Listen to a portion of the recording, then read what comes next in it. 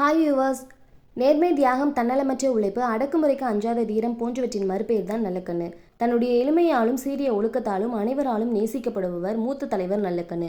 எதிரிகளையே இதுவரை சம்பாதிக்காத ஒரே அரசியல் கட்சி தலைவர் இவராகத்தான் இருக்க வேண்டும். அரசியலுக்கும் அப்பாற்பட்டு அனைத்து தரப்பு மக்களாலும் விரும்பப்படக்கூடிய தலைவரும் கூட. 100 வருடங்களுக்கு முன்பு தாமிரபரணி ஆற்றங்கரையில் அமைந்துள்ள ஒரு கிராமத்தில் பிறந்தவர் மூத்த தலைவர் நல்லக்கண்ணு. இதே நாளில்தான் இந்திய கம்யூனிஸ்ட் கட்சியும் தொடங்கப்பட்டது. ஸ்ரீவைகுண்டம் KCS பள்ளியில் படித்தபோது ஆங்கிலேயருக்கு எதிராக நாடகம் நடத்தியதால் பள்ளியை விட்டே நீக்கப்பட்டார். பிறகு வேறு பள்ளியில் படித்து நெல்லை இந்து கல்லூரியில் சேர்ந்தார். அங்கு வெள்ளையினை வெளியேறு இயக்கத்துக்கு எதிராக குரல் கொடுத்ததால் அங்கிருந்தும் நீக்கப்பட்டார். அப்போது நல்லக்கண்ணுக்கு வயது 22. நல்லக்கண்ணுவின் அப்பா பெயர் ராமசாமி. அவர் ஒரு தீவிரமான வைணவ பக்தர் என்பதால் அசைவம் சாப்பிடுவதில்லை. அதனால் நல்லக்கண்ணுவும் அசைவம் சாப்பிடாமலேயே பள்ளி கல்லூரிகளில் வளர்ந்திருக்கிறார். ஆனால் இயக்க ரீதியான போராட்டங்களின் போது தலைமறைவு வாழ்வு வாழ வேண்டிய நிர்பந்தம் ஏற்பட்டது.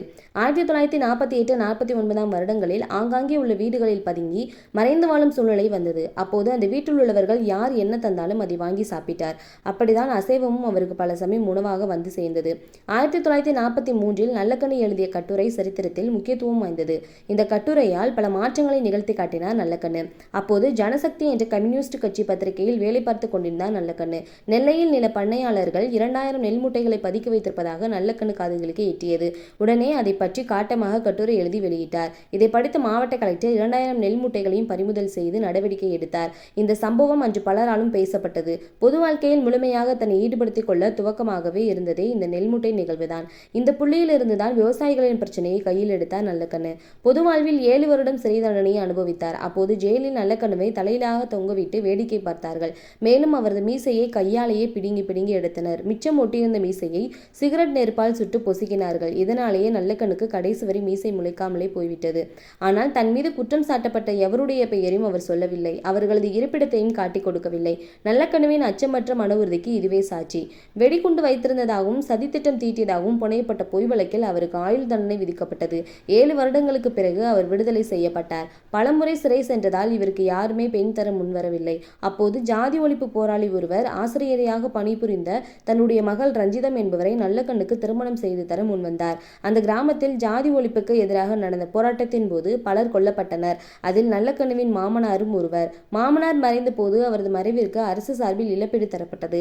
ஆனால் அந்த பணத்தையும் அந்த போராட்டத்தில் உயிரிழந்தவர்களின் குடும்பத்தை சார்ந்த 2 குழந்தைகளின் படிப்புக்காகவே தந்துவிட்டார் நல்லக்கண்ணு.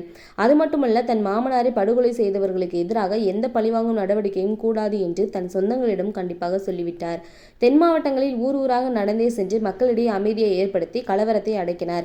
மாவட்டங்களுக்கும் போக்குவரத்து கழகங்களுக்கும் தலைவர்கள் பெயர் சூட்டுவது ஜாதி கலவரத்திற்கு காரணமாக இருப்பதாகவும் அதனால் அந்த பெயர் வைக்கும் முறையை கைவிட வேண்டும் என்றும் கோரிக்கை வைத்தார். நல்லக்கண்ணுவின் கோரிக்கையை ஏற்று தமிழக அரசு தலைவர்கள் பெயரை நீக்கியது. கம்யூனிஸ்டிக் பற்றி தவறாக பிரச்சாரம் செய்தவர்களிடம் கம்பை எடுத்துக்கொண்டு ஓடியதைக் கண்டு மலைத்து போனார்கள் மக்கள். தன்னுடைய இனத்து மக்களை எதிர்த்து போராடி அடித்தட்டு மக்களை தட்டி எழுப்பி சமூக நீதியை நிலைநாட்ட தொடர்ந்து போராடிய அற்புத மனிதர் நல்லக்கண்ணு.